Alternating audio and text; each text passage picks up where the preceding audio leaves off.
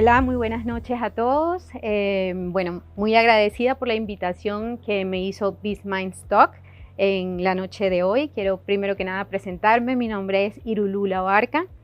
Como se pueden dar cuenta, soy venezolana, colombo-venezolana. Llevo ya 6 años viviendo aquí en Medellín. Soy empresaria, también soy mentora de emprendimiento y escritora del libro Emprender desde cero. El día de hoy les traigo una charla bien particular que se denomina de emprendedora por urgencia a triunfadora con conciencia, y ya van a entender de qué se trata o de qué va todo este tema.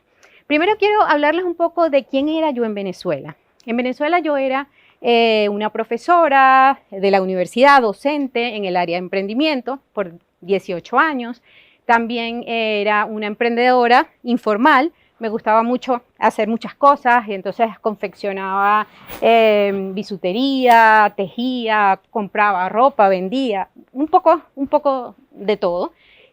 También era inversora de bienes raíces, me gustaba comprar proyectos, compraba un proyecto cuando estaba arrancando y después lo vendía, pero sobre todo era mamá. Era pues mi mayor proyecto de vida, siempre digo que ha sido mi hijo. Con toda la situación que todos conocemos que ha ocurrido en Venezuela, cuando mi hijo se graduó, ya tenía 17 años y nos vimos en la necesidad de que él se fuese afuera, que emigrara a estudiar y trabajar. Tenía solamente 17 años de edad. En ese momento yo empecé a preguntarme, bueno, pero ¿qué quiero hacer con mi vida? Ya de verdad que estaban muy limitadas las posibilidades en Venezuela. Todo lo que yo quería vender no se vendía porque la gente realmente era comprando esas cosas de primera necesidad, comida, pagando los productos y servicios de primera necesidad. No podía montar mucho menos un negocio formal. Realmente no había como mucho en qué emprender en Venezuela.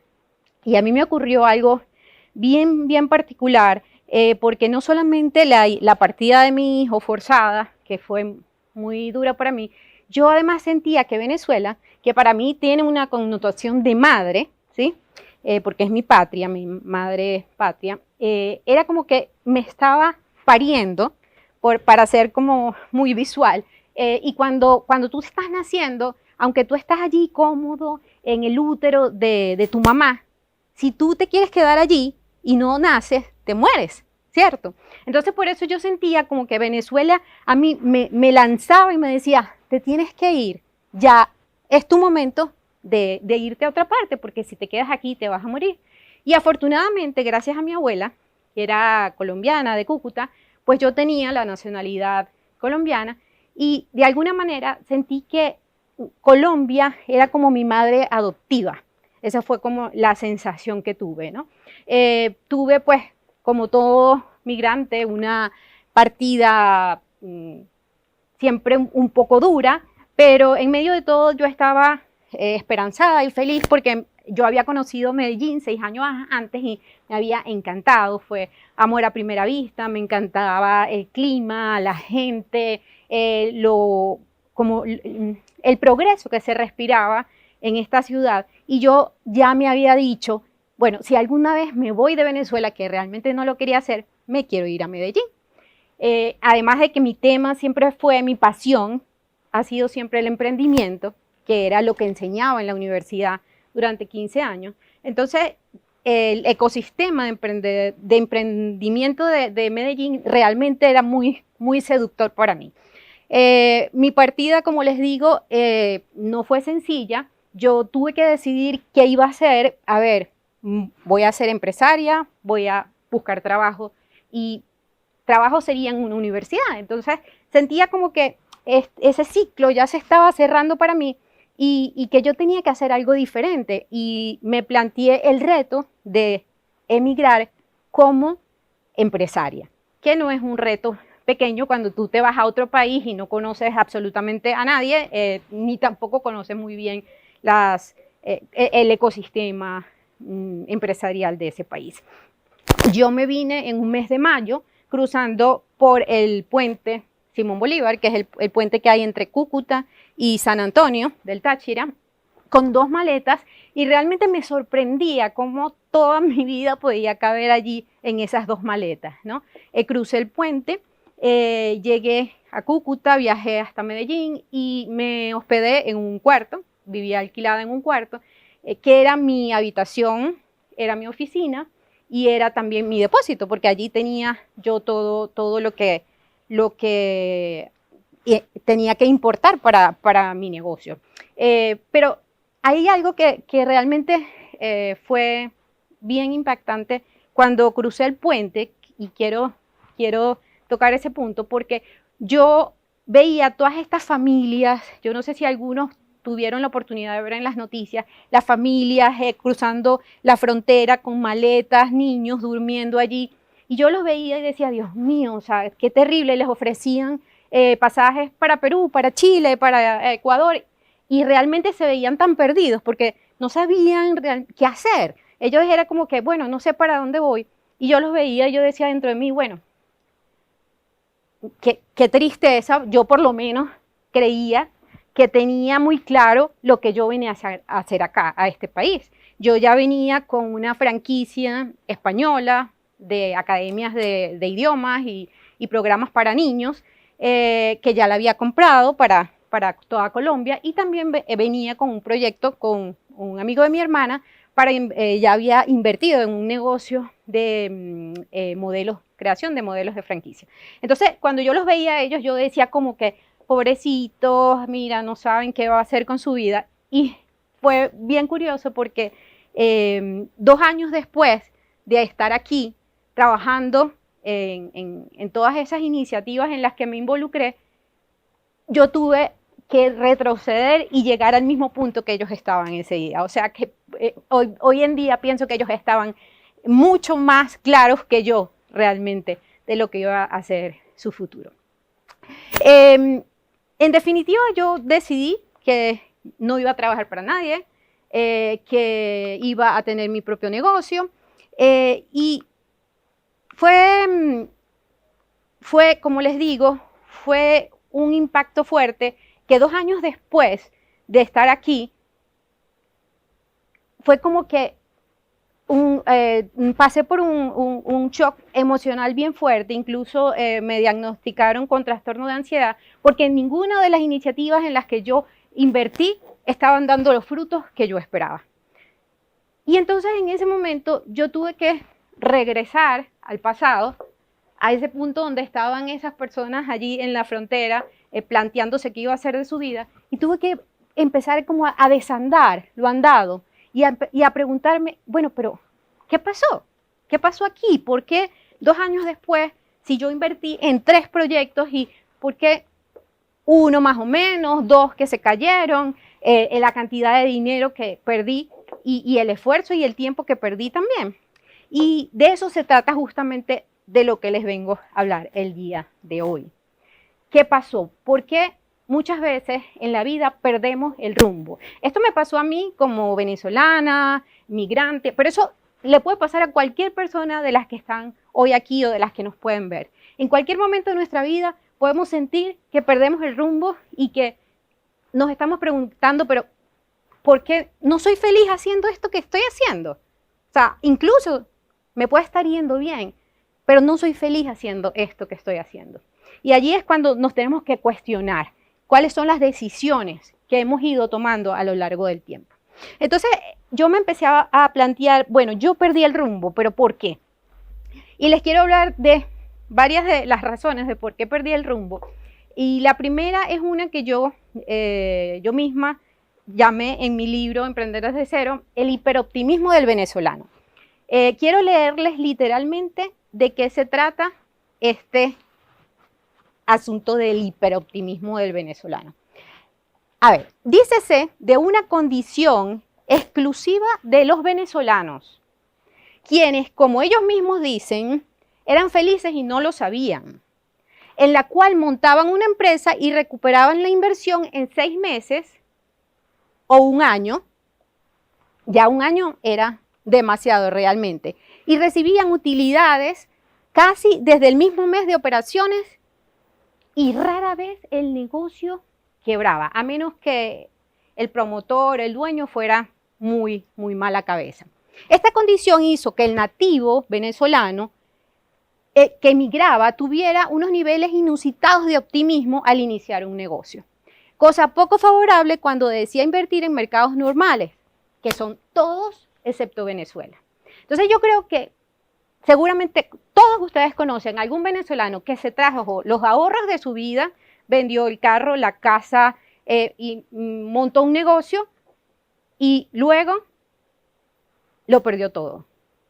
Y entonces es importante preguntarnos qué pasó. Y esta es una de las razones. Lamentablemente los venezolanos vivimos unas épocas muy buenas en Venezuela, años dorados. Nuestros familiares colombianos, porque casi todos tenemos a algún pariente en Venezuela colombiano, pues también disfrutaron de esa bonanza porque muchos migraron a Venezuela. A mí me gusta decir que si nosotros recibimos 5 millones de colombianos y cada uno se llevó la esposa y tuvo un hijo, ya estamos hablando de 15 millones de personas en un país de 30 millones. O sea que realmente somos países hermanos. Hay mucha historia entre nosotros. Entonces, pero esa historia es diferente y nosotros creíamos que se parecía. Entonces, ese hiperoptimismo nosotros nos lo llevamos a Colombia, a cualquier parte, y no nos damos cuenta que no es tan sencillo montar un negocio, no es tan sencillo que un negocio sea productivo.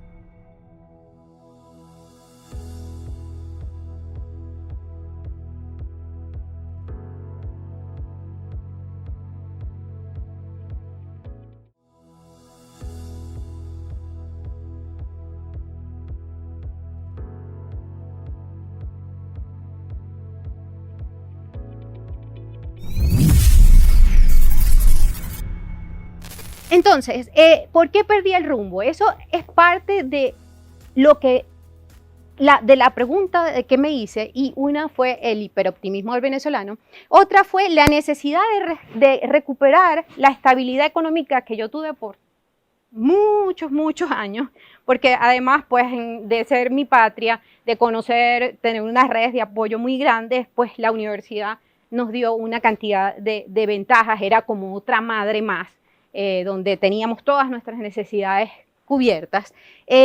No entender también las diferencias entre la economía de Venezuela y la de Colombia, la diferencia de dos países que son muy diferentes al momento de hacer negocios. Y esto yo lo vine a entender cuando ya habían pasado 2 años de estar aquí y fui a una charla que nosotros mismos organizamos en una corporación, una ONG que tenemos de apoyo a emprendedores colombo-venezolanos, Emprecolven, que se llamaba Códigos Paisa para hacer negocios. En ese momento yo entendí que tenía 2 años aquí y que no entendía nada o no sabía nada de cómo hacer negocios en Antioquia. Y me di cuenta además que Colombia es un territorio bien complicado porque cada zona es muy distinto en cuanto a idiosincrasia para hacer negocios. Está la zona de Bogotá, Antioquia, la costa, y cada uno es como un pequeño país. Entonces, tanto para nosotros como migrantes, como para los mismos colombianos, es indispensable para montar un negocio entender cómo se hace negocios en cada territorio. Y en el caso de Antioquia es bien particular. No voy a hablar en detalle de este tema porque es un tema de verdad muy interesante, pero no es el tema de esta charla. Pero es muy importante entender cómo se hacen negocios en cada sitio en donde nosotros queremos montar nuestro negocio, si no es nuestro territorio, el que conocemos, ¿verdad? Y por último, yo creo que otra de las razones de por qué perdí el rumbo es porque necesitaba aprender muchas cosas, pero entre otras, creo que todos los venezolanos necesitamos aprender una lección de humildad, ¿sí? Que no la sabemos todas, que cada pesito cuenta, porque lamentablemente pues allá era mucho más sencillo hacer dinero, aquí la gente, cada peso cuenta porque no es fácil producir cada peso. Entonces esa es una gran diferencia también de las dos culturas, venezolana y colombiana. También fue importante que tenemos que, como emprendedores, siempre tener un enfoque en cuáles son las necesidades de la gente, no venir a venderle a la gente lo que yo quiero venderle o, o el negocio que para mí es mi sueño montar, sino lo que realmente la gente necesita y quiere. Ok, entonces me hice esa pregunta, ¿por qué perdí el rumbo? Y ahora el siguiente paso era, bueno, tengo que reencontrarme y reinventarme en unas nuevas circunstancias, independientemente de cuáles sean o de las razones por las que estaba aquí. Eso era lo que correspondía hacer. Y entonces me pregunté, bueno, a ver, ¿qué pasaba en Venezuela que no me pasa aquí? Y lo más importante es que yo todo lo que hacía allá lo hacía porque me gustaba. O sea, porque quería realmente hacerlo. No hacía nada por obligación, daba clases en la universidad porque me encantaba el emprendimiento, tenía hobbies que además podía ganar dinero con ellos porque me gustaba. Todo lo que hacía allá me gustaba. En cambio, lo que hacía acá lo estaba haciendo por necesidad. Todos esos emprendimientos en los que yo había entrado, me di cuenta que los había hecho simplemente por miedo a no poder tener una estabilidad económica. Necesitaba recuperar esta estabilidad económica. Y allí fue cuando dije, bueno, ya va, un momento. O sea, sí es cierto, todos tenemos que comer, tenemos unas necesidades básicas. Yo no sé si ustedes conocen la pirámide de Maslow, pero en la parte de abajo están las necesidades básicas que todos tenemos que cubrir y en la parte de arriba está ya como todo lo que son los aspectos de realización personal. Y en Venezuela, pues yo era clase media y me dedicaba mucho tiempo a hacer talleres en cosas de desarrollo personal, cosas que me gustaban. Estaba en el tope de la pirámide, aún sin ser clase alta. Aquí estaba en la base de la pirámide. Y en la base de la pirámide muchas veces las cosas que hacemos o las decisiones que tomamos es porque realmente, no porque me apasiona, me encanta, sino porque necesito el dinero. Y ese fue uno de los errores que yo cometí. Yo invertí porque necesitaba, o yo creía que necesitaba, invertir en en esos emprendimientos, pero primero solamente me dedicaba a uno de ellos, en los otros dos no operaba, no gerenciaba, simplemente lo que hice fue invertir y esperar, ¿sí? Entonces, uno de los grandes aprendizajes fue ese. Tengo que retomar esto de hacer las cosas por pasión, porque realmente me gusten, porque me muevan y no simplemente por ganar dinero. Eso fue uno de las conclusiones que a las que pude llegar luego de esta reflexión. Y la pregunta que surgía después es, bueno, pero ahora, ¿qué hago? ¿Cómo me reinvento? Entonces tengo que primero como ir hacia atrás, nuevamente al punto de partida, y empezar a ver, bueno, ¿qué de lo que tengo ahora me sirve para seguir adelante? Y quiero compartir con ustedes cómo hice ese proceso en 7 pasos, para hacerlo como sencillo y bien esquemático. El primer paso básicamente fue volverme a preguntar si emprender es lo que yo quiero, porque no todos nacimos para emprender. No todos nacimos para emprender. Hay personas que prefieren tener un horario, llegar a casa despreocupados. El que emprende no tiene vacaciones, trabaja los 7 días de la semana. Y cuando me hice esa pregunta, llegué a la conclusión que sí, realmente eso era lo que quería. Entonces, ese fue como mi primer paso. El segundo paso fue volver al punto de partida, realmente a donde estaba originalmente, y reconocer cuáles eran en ese momento las fortalezas que tenía frente a todas las circunstancias o a esos emprendimientos que todavía sobrevivían, porque de esos 3 con los que empecé solamente había sobrevivido uno en los que invertí aquí en Colombia. Y me puse a pensar, bueno, ¿qué puedo aprovechar? Y allí fui viendo qué recursos tenía. Bueno, por ejemplo, en la franquicia de idiomas, que era la que había sobrevivido, ya tenía un conocimiento que podía aplicar en otro país. Entonces, logré la franquicia máster en Ecuador. El ecosistema de emprendimiento aquí es maravilloso. Entonces, tenía con mi hermana un emprendimiento sobre terapias de psicología online y empecé a entrar en todo el ecosistema de emprendimiento de Medellín a participar en concursos, Capital Semilla, Ruta N, etcétera. De todo eso me he ido nutriendo y lo fui aprovechando porque eran como las cosas en las que yo podía realmente sí, aprovechar para salir adelante. También me encantaba emprender y como les dije, pues para mí era súper importante retomar esto de hacer lo que me gustaba, lo que me apasionaba. Y ya habíamos arrancado una iniciativa aquí de una ONG de emprendimiento para apoyar a emprendedores colombo-venezolanos, como les dije anteriormente, y bueno, quise como dedicarme un poco más a eso, simplemente porque me encanta el emprendimiento. Y eso fue como el segundo paso, cómo retomar todo esto que realmente yo amaba. El tercer paso tiene mucho que ver con eso de qué amamos hacer. Y fue encontrar mi Ikigai. Y ustedes dirán, bueno, ¿qué es eso? ¿Qué es el Ikigai? El Ikigai es simplemente una herramienta que dieron a conocer dos españoles que estudiaron toda la mecánica de vida de un pueblecito muy pequeño en Japón que se llama Okinawa, donde hay la mayor cantidad de centenarios en el mundo. Entonces ellos empezaron a investigar qué pasaba en ese pueblecito, por qué en ese pueblo la gente vivía más de 100 años. Y se dieron cuenta que era porque todas las personas en ese pueblo tenían un Ikigai. Entonces, el Ikigai básicamente nos permite saber qué es eso que nosotros amamos hacer, para qué somos realmente buenos, qué es lo que el mundo necesita de nosotros y en qué podemos trabajar que podamos obtener un ingreso, dinero. Básicamente abarca todos estos componentes y al final cuando yo tengo mi Ikigai, que lo podríamos llamar nuestro propósito de vida, pero en el que realmente podemos ganar dinero, que podemos vivir de él, por ponerle un nombre, no tiene una traducción literal en el español.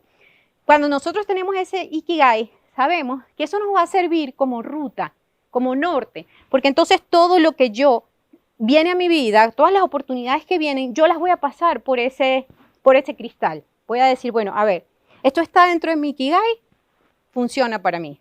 ¿No está? Quizás esto no es para mí, ¿ok?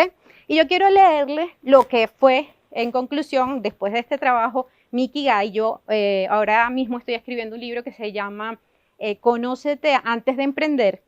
Realmente de allí viene en realidad la idea de la charla, de la importancia de conocernos a nosotros mismos antes de lanzarnos a la aventura fantástica del emprendimiento. Y finalmente mi Ikigai, se los voy a leer, es enseñar a través de libros, cursos y mentorías de emprendimiento a generar ideas de negocios innovadoras basadas en el propósito y las necesidades de los clientes, aprender a validar una idea de negocio a través de un producto mínimo viable, planificar el arranque y los primeros años del emprendimiento.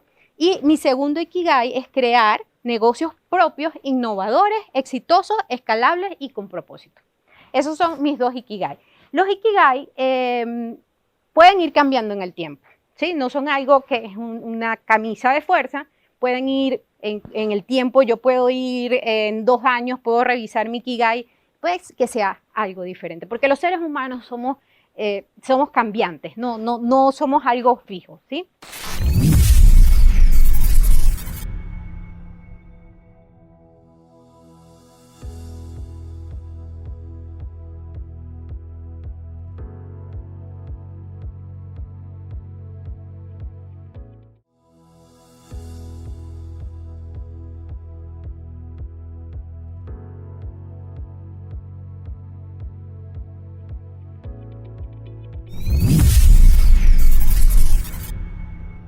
Este es el paso 3, digamos, que fue el siguiente paso que yo tuve que hacer en este proceso de reencontrarme y reinventarme.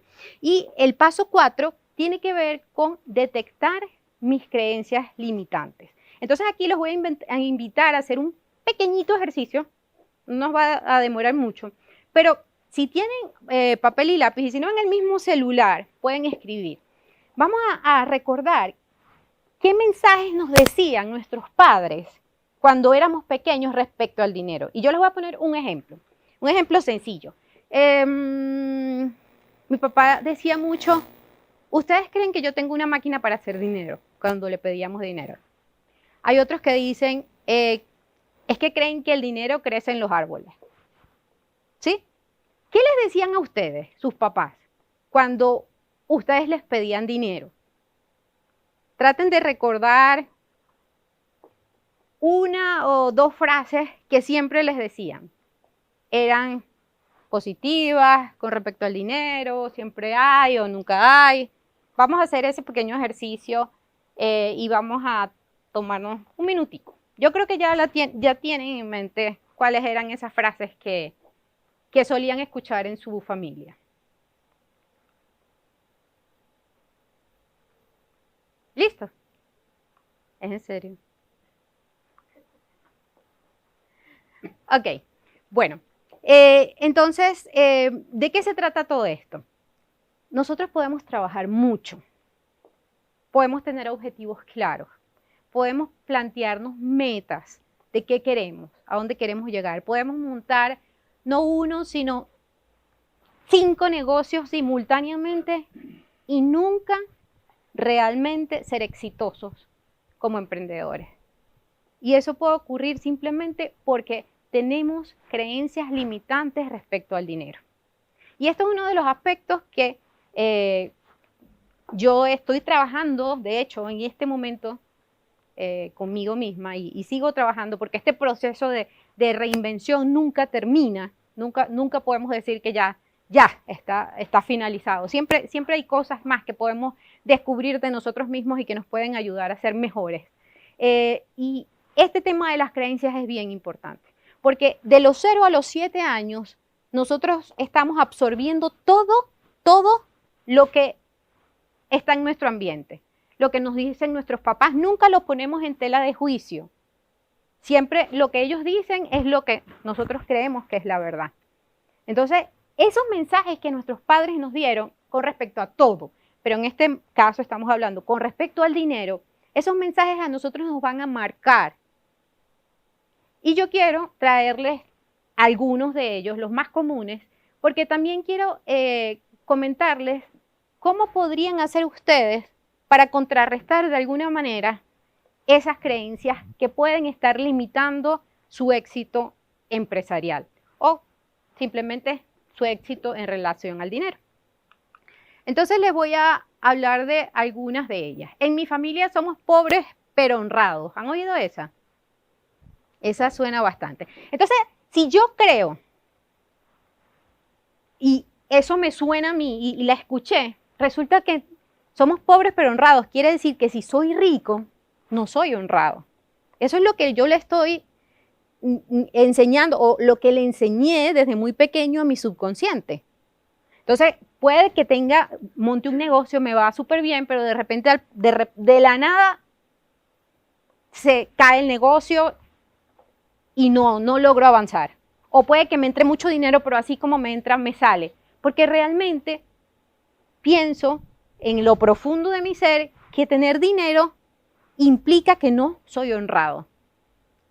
¿Qué puedo hacer yo con una creencia como esa? Bueno, esto es una propuesta, pero lo importante en todo esto es que podamos, con cada una de las creencias limitantes que nosotros detectemos, que podamos ser capaces de construir una frase potenciadora con la que podamos sustituir esa creencia. Entonces, una puede ser, ¿sí?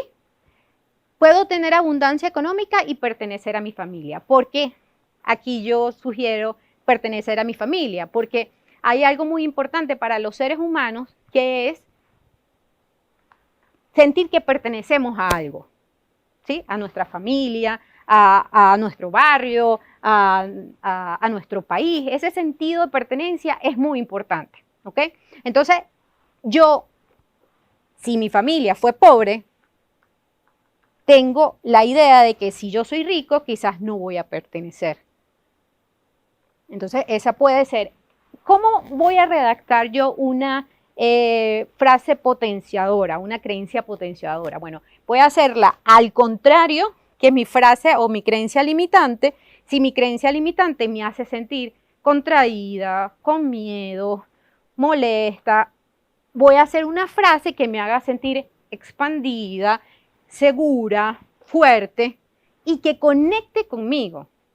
Porque si simplemente yo repito una frase por repetirlo, eso no sirve de nada. Entonces yo tengo que construir esas creencias potenciadoras para mí. Yo no creo en esas frases que por allí venden y que estamos repitiendo y repitiendo y repitiendo, porque si no conectan realmente con nosotros, no van a servir de nada.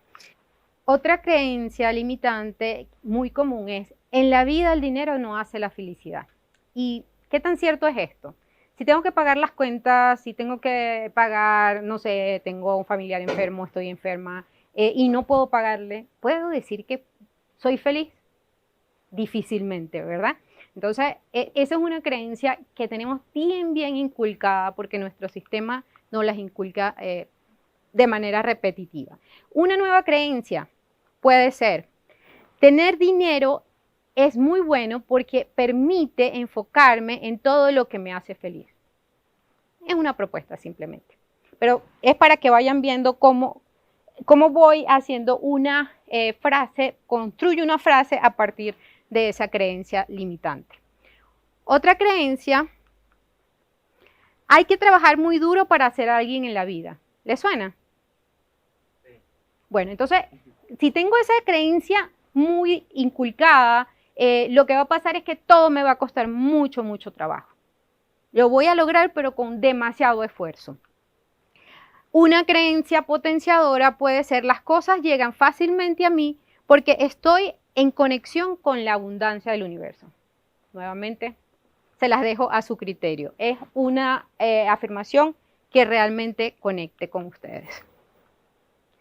Algo raro hizo para tener dinero. Esa está muy relacionada con la primera, que en mi familia somos pobres pero honrados. Entonces, si algo raro hizo para tener dinero, me estoy condenando. Es importante que nos demos cuenta que cuando hacemos estas afirmaciones nos estamos condenando a nosotros mismos. Porque si tenemos dinero, entonces algo raro hicimos. Entonces no vamos a querer tener dinero, vamos a ahuyentar el dinero de nuestra vida. Entonces una creencia potenciadora puede ser, hay mucha gente rica y honrada, puedo ser uno de ellos. ¿Verdad? No se puede tener todo en la vida. Yo casi que les apuesto que ustedes mismos han dicho esta frase alguna vez. No se puede tener todo en la vida. Entonces eso nos hace como bueno, me conformo porque es que no se puede tener nada, todo en la vida. Todo lo que queremos no se puede tener. Una frase potenciadora puede ser, merezco ser abundante en todas las áreas de mi vida.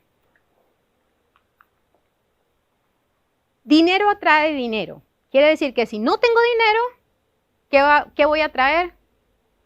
Pobreza. Pobreza. Que el dinero atrae dinero, entonces si no tengo dinero no voy a poder atraer dinero. Entonces otra creencia que tenemos muy inculcada. Una nueva creencia puede ser, con talento y creatividad puedo producir mi propio dinero.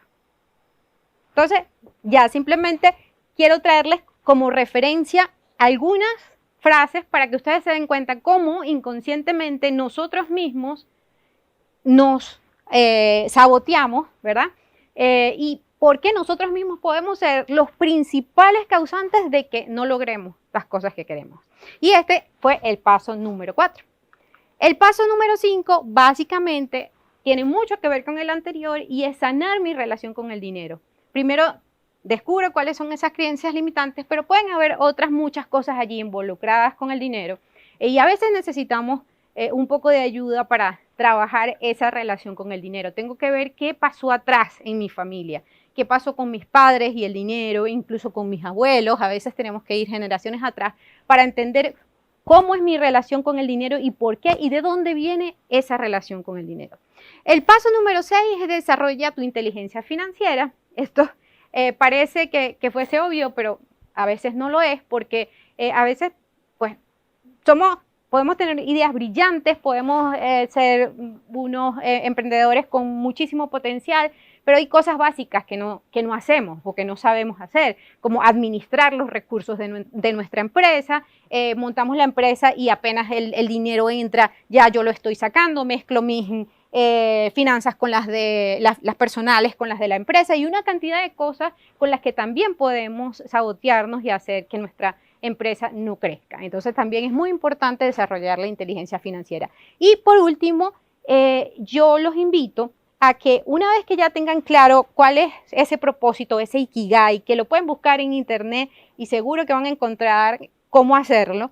Después que tengan claro ese Ikigai, después que hayan descubierto cuáles son esas creencias que me están limitando y ya yo haya empezado a hacer ese trabajo de sanar con el dinero, puedo hacer una lista de las ideas de negocio que están alineadas con ese Ikigai, con ese nuevo propósito, y finalmente para decidir con cuál de ellas me quedo, puedo hacer una matriz FODA o DOFA.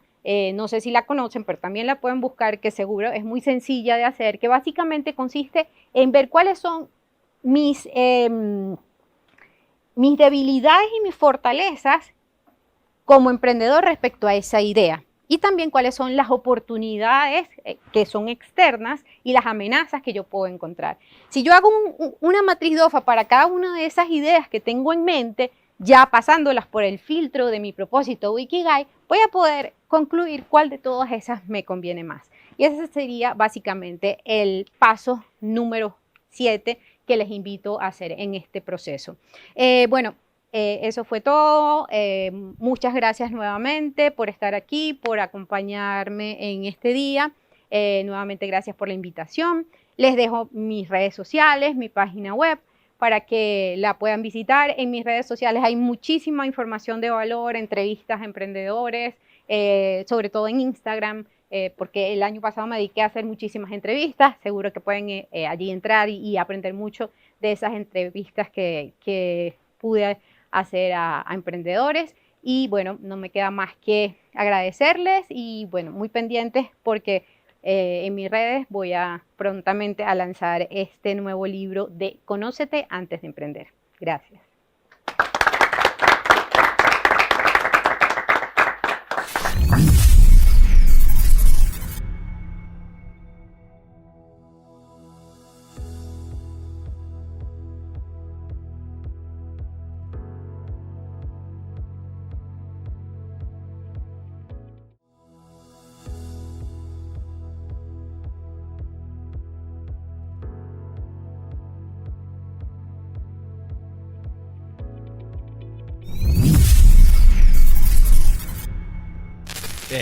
De entrada, agradecerte pues por el espacio y por la información que nos compartiste.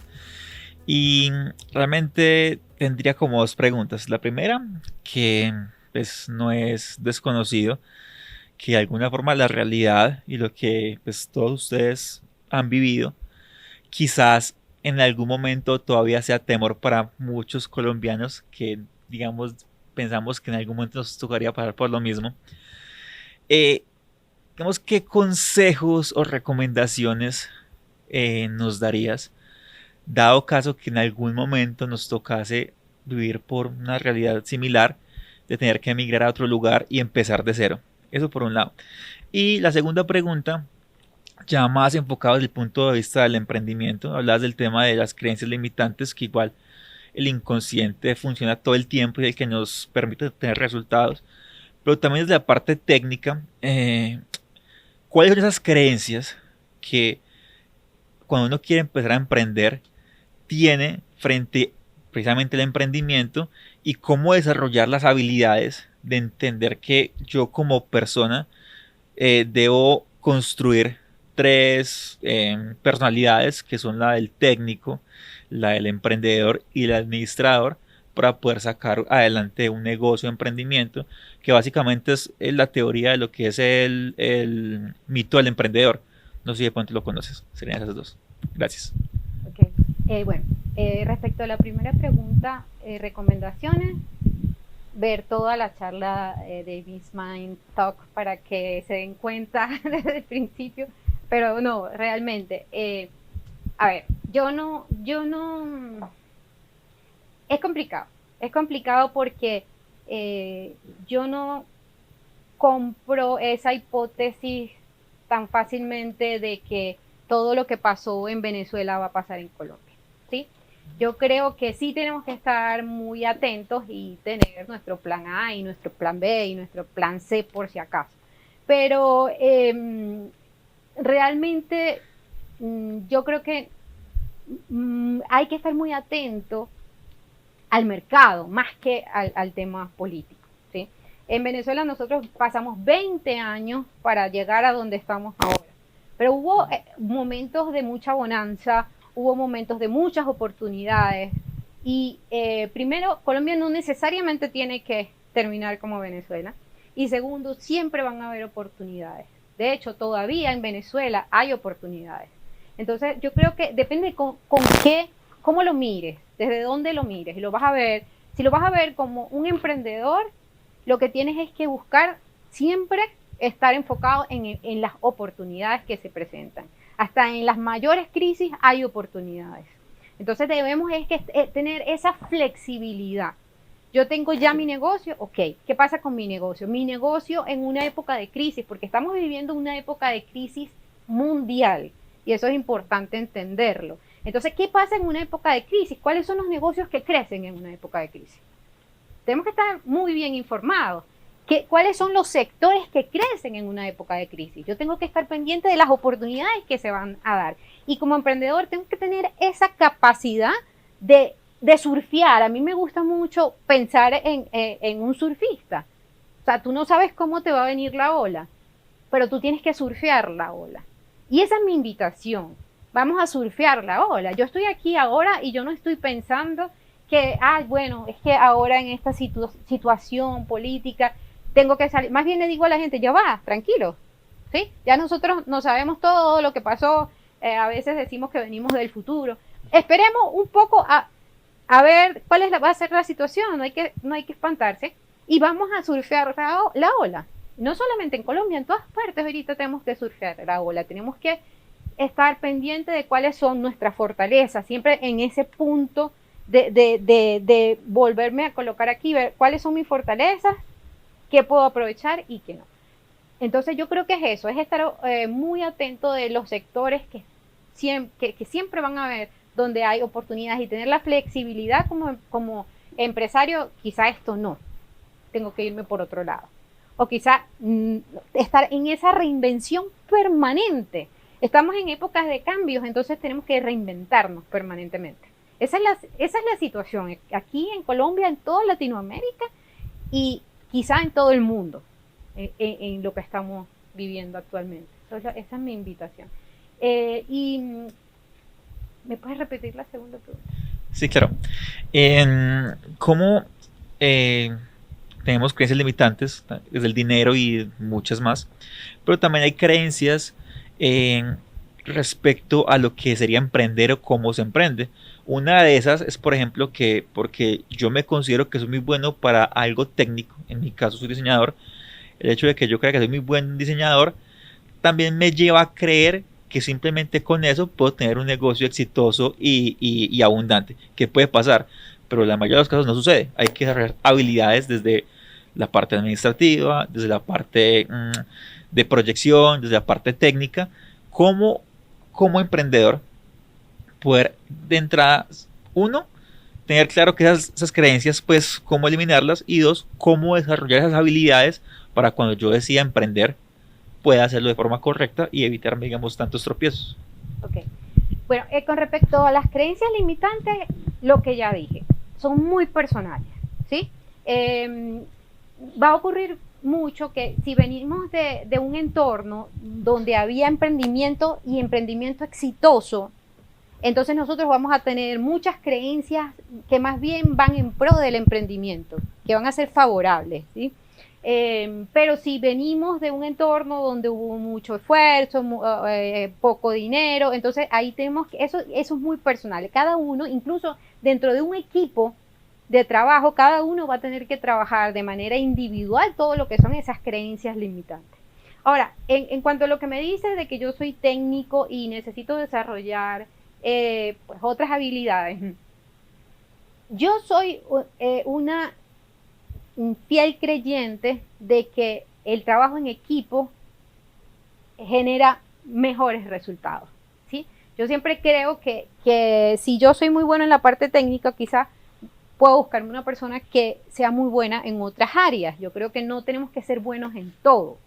Eso con respecto a habilidades para el funcionamiento de la empresa. Entonces, no necesariamente tienes que asociarte, pero puedes tener un equipo donde tú tengas personas, colaboradores, aliados estratégicos. Hay muchas formas hoy en día de construir equipos donde no necesariamente pues, van a ser todos socios. Pero lo importante es que el equipo emprendedor se complemente.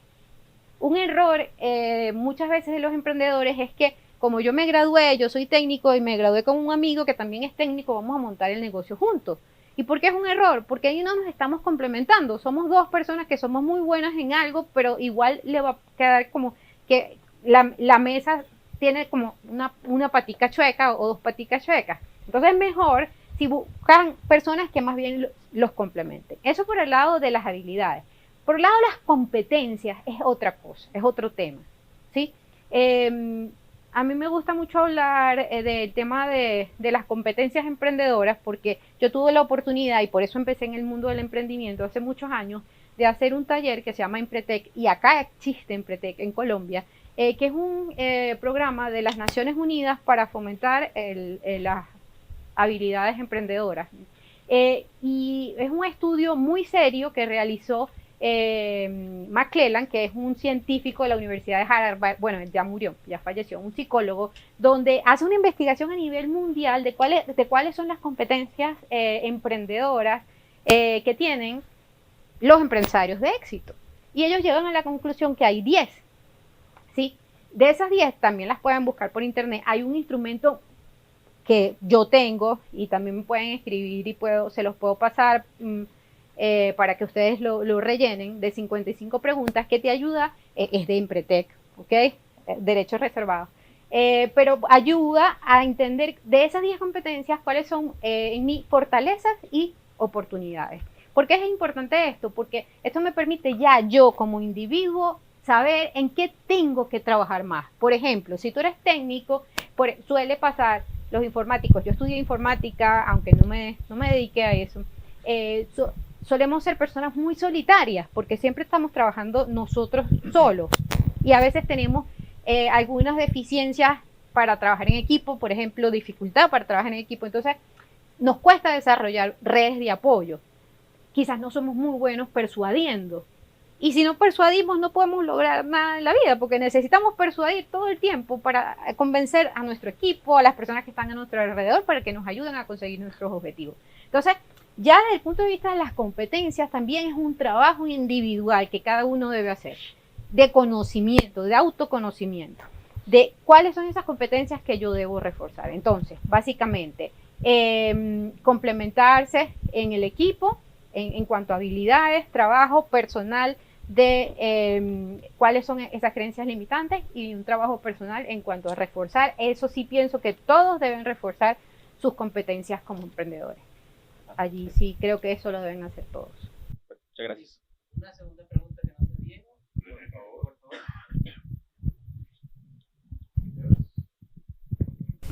Hola, buenas noches, mucho gusto. Angeli Rojas, locutora y presentadora de televisión. Tengo dos preguntas para ti. ¿Cuáles fueron sus principales fortalezas que la hicieron ser emprendedora? Y por otro lado, ¿cuál sería el mejor consejo que le daría a su hijo si decide ser emprendedor? Me encantan tus preguntas. Gracias. Bueno, la primera pregunta es, voy a empezar por la segunda. ¿Qué le diría a mi hijo si mi hijo decide ser emprendedor? Bueno, mi hijo ya fue emprendedor. Yo tengo un hijo de 25 años, trabaja y estudia, y cuando él se graduó, él ya venía con ese gusanito del emprendimiento, porque tanto su papá como su mamá hemos sido emprendedores, y él venía como eso ya sembradito. Entonces él empezó y cuando se graduó buscó trabajo porque tenía que cubrir sus necesidades, él es informático, y también montó su empresa. Y estaba haciendo las dos cosas en simultáneo. Y yo la verdad me sentía muy orgullosa de él, porque, emprendió mi hijo, el emprendimiento es lo máximo. Pero bueno, llegó un momento en que él me dijo, ma, porque así dicen los niños, ma, yo no puedo hacer las dos cosas, no las puedo hacer bien. Y en este momento yo siento que lo mejor es aprender. Entonces, ¿a qué voy? A mí me encanta el emprendimiento, yo soy una apasionada del emprendimiento, pero ni es para todo el mundo, incluso mi hijo, ni es en cualquier momento. Yo empecé a emprender, bueno, mi primera actividad fue emprender. Yo cuando me gradué, lo primero que hice fue montar una fábrica, antes de entrar a la universidad, una fábrica de ropa para niños, porque, bueno, eso lo llevo en la sangre. Pero en el caso de mi hijo, él hizo lo mismo, él empezó a emprender y después decidió quedarse en la empresa, en una empresa, trabajar para otro. Le llegará muy posiblemente el momento en que él decida emprender. Llegará a su vida ese momento en el que él sienta que es un momento para emprender. Mientras tanto, él está aprendiendo. Entonces, ¿qué le puedo decir yo a los jóvenes que se están graduando? No necesariamente tienes que graduarte y emprender. No es necesario.